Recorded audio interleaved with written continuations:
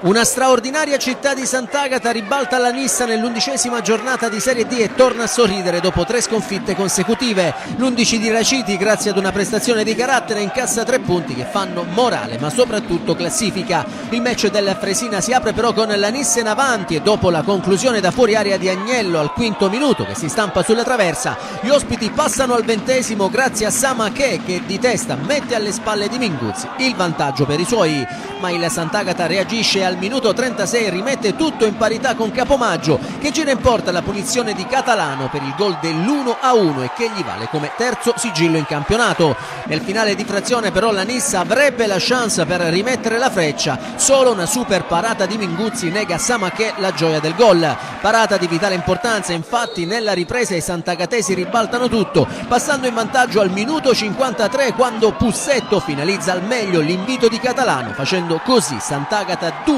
Nissa 1 e per Pussetto si tratta del secondo gol in campionato. Sfida che i locali chiudono al 67° con un chirurgico destro di Manfrellotti che vale il definitivo 3-1 per il Sant'Agata. Per Manfrellotti invece si tratta del terzo centro in campionato. Al minuto 75 mister Raciti fa esordire il giovane santagatese Michele Alioto tra gli applausi del Fresina. Nel finale la Nissa prova comunque il tutto per tutto, ma i tentativi operati dai giallorossi non sortiscono l'effetto sperato. Con questo successo il Città di Sant'Agata sale in classifica a quota 13 punti e scavalca proprio la Nissa che invece rimane ferma a 12 punti.